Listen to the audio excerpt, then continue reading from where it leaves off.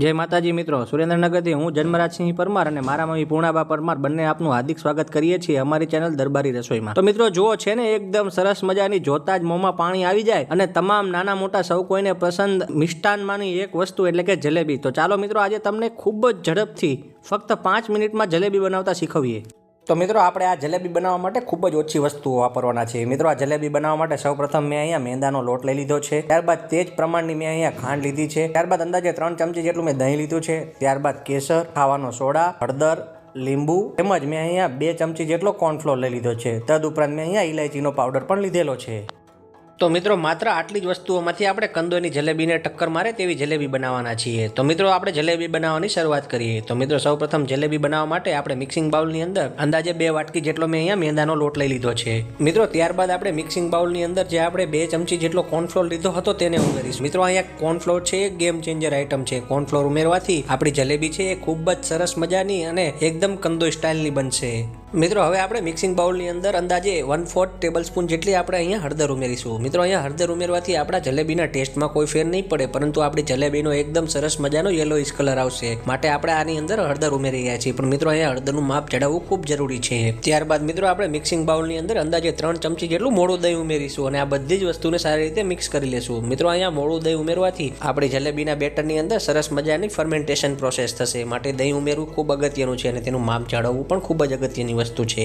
મિત્રો હવે આ બધી જ વસ્તુને આપણે સારી રીતે મિક્સ કરી લેશું। મિત્રો સૌપ્રથમ આપણે દહીં, મેંદાનો લોટ, કોર્નફ્લોર તેમજ હળદર આ બધી જ વસ્તુઓને આ રીતે મેન્યુઅલી મિક્સ કરી લેશું। ત્યારબાદ જરૂરિયાત મુજબ આપણે પાણી ઉમેરતા જઈશું। મિત્રો અહીંયા આપણે જ્યારે જલેબી માટેનું બેટર બનાવીએ છીએ ત્યારે આપણે પાણી છે તેને તબક્કાવાર ઉમેરવાનું છે અને મિત્રો અહીંયા પાણી ઉમેરતી વખતે તમારે બેટરની કન્સિસ્ટન્સીનું ખાસ ધ્યાન રાખવાનું છે, કારણ કે મિત્રો જો આપણે બેટરની અંદર પાણીની માત્રા જો વધી જશે તો આપણા બેટરની કન્સિસ્ટન્સી છે એ થોડી પતલી થઈ જશે, અથવા તો જો તમે પાણીની માત્રા ઓછી રાખશો તો આપણા બેટરની થિકનેસ વધી જશે। તો માટે આપણે એક પરફેક્ટ થિકનેસ અને પરફેક્ટ કન્સિસ્ટન્સી વાળું આપણે બેટર બનાવવાનું છે, જેથી આપણી જલેબી છે એકદમ પરફેક્ટ અને એકદમ કંદોઈ સ્ટાઇલ બને। તો મિત્રો તમે અહીંયા જોઈ શકો છો કે આપણા બેટરની કન્સિસ્ટન્સી છે એકદમ પરફેક્ટ થઈ ગઈ છે। મિત્રો આ બેટરની કન્સિસ્ટન્સી મેળવવા માટે મેં અંદાજે 2 વાટકી જેટલું પાણી વાપર્યું છે। તો મિત્રો આમ જોવા જઈએ તો તમે જેટલી વાટકી મેંદો લીધો હોય તે જ પ્રમાણમાં જો તમે પાણી લેશો તો તમારા બેટરની અંદર પણ આ જ પ્રકારની કંઈક કન્સિસ્ટન્સી જોવા મળશે। તો મિત્રો હવે ખૂબ અગત્યનું અને લાસ્ટ સ્ટેપ, આપણે હવે આપણા બેટરની અંદર આ રીતે ખાવાનો સોડા ઉમેરીશું। મિત્રો અહીંયા ખાવાના સોડાનું માપ 1/4 ટીસ્પૂન જેટલું જ રાખવાનું છે। મિત્રો અહીંયા ખાવાનો સોડા ઉમેરવાથી આપણી જલેબીની અંદર ખૂબ સરસ મજાનું ફર્મેન્ટેશન થશે। ખાવાનો સોડા ઉમેર્યા બાદ મિત્રો આપણે આ પ્રકારે આપણા બેટરને સારી રીતે 1-2 મિનિટ સુધી ફેંટી લેવાનું છે, જેથી આપણી જલેબી બનાવવા માટેની પરફેક્ટ કન્સિસ્ટન્સી આપણે અચીવ કરી શકીએ। તો મિત્રો તમે જોઈ શકો છો કે આપણે જલેબીનું બેટર ફેંટ્યા બાદ ખૂબ જ સરસ મજાનું ફ્લફી અને ફ્રોથી થઈ ગયું છે, જે દર્શાવે છે કે આપણું બેટર છે એ જલેબી બનાવવા માટે રેડી થઈ ગયું છે।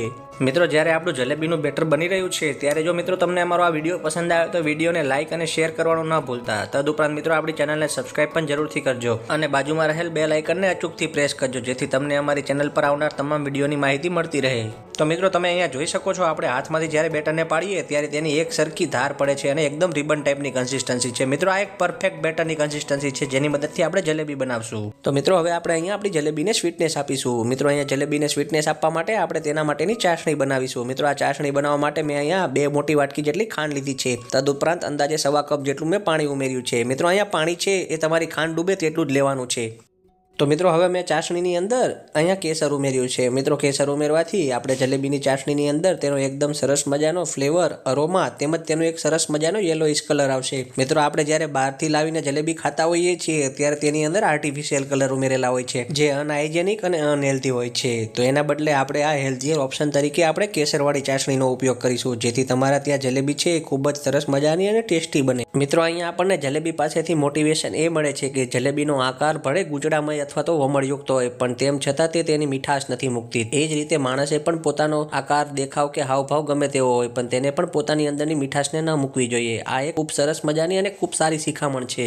તો મિત્રો અંદાજે 1.5 થી 2 મિનિટ બાદ આપણી ખાંડ છે એ પાણીમાં સારી રીતે મેલ્ટ થઈ ગઈ છે। તો હવે આપણે તેની અંદર ખૂબ સરસ અને ખૂબ મહત્વની વસ્તુ એટલે કે આપણે અહીંયા ઇલાયચી પાવડર ઉમેરીશું। મિત્રો અહીંયા ઇલાયચી પાવડર ઉમેરવો એ એકદમ ઓપ્શનલ વસ્તુ છે, પરંતુ જો તમે તમારી ચાસણીની અંદર ઇલાયચી પાવડર ઉમેરશો તો તેનો એકદમ સરસ મજાનો ટેસ્ટ અને ફ્લેવર આપણી જલેબીમાં આવશે। આવશે। તો મિત્રો અહીંયા આપણો ઇલાયચી પાવડર છે આપણી ચાસણીની અંદર સારી રીતે મિક્સ આઉટ થઈ જાય ત્યારબાદ તેની અંદર આપણે અહીંયા અડધા લીંબુનો રસ ઉમેરીશું। મિત્રો અહીંયા અડધા લીંબુનો રસ ઉમેરવાથી આપણી જલેબી છે તેને એકદમ સરસ મજાનો ટ્રેડિશનલ ટેસ્ટ મળશે। તો મિત્રો અહીંયા લીંબુનો રસ નીચોવ્યા બાદ આપણે આપણી ચાસણીને સારી રીતે હલાવી લેવાની છે। મિત્રો આપણે અહીંયા આપણી જલેબી બનાવવા માટેની જે ચાસણી છે તેને અહીંયા અડધા તારની ચાસણી બનાવવાની છે। મિત્રો અહીંયા અડધા ચારની ચાસણી બનાવવાથી આપણી જલેબી છે ખૂબ સરસ મજાની અને ખૂબ ટેસ્ટી બનશે। મિત્રો અહીંયા અડધા ચારની ચાસણી બનાવવા માટે આપણે અંદાજે લગભગ 4 થી 5 મિનિટ જેટલો સમય લાગશે। મિત્રો આ એક પરફેક્ટ માપ છે। જો તમે અડધા તારની ચાસણી બનાવશો તો તમારી જલેબી છે તેની અંદર ખૂબ સરસ મજાની સ્વીટનેસ આવશે।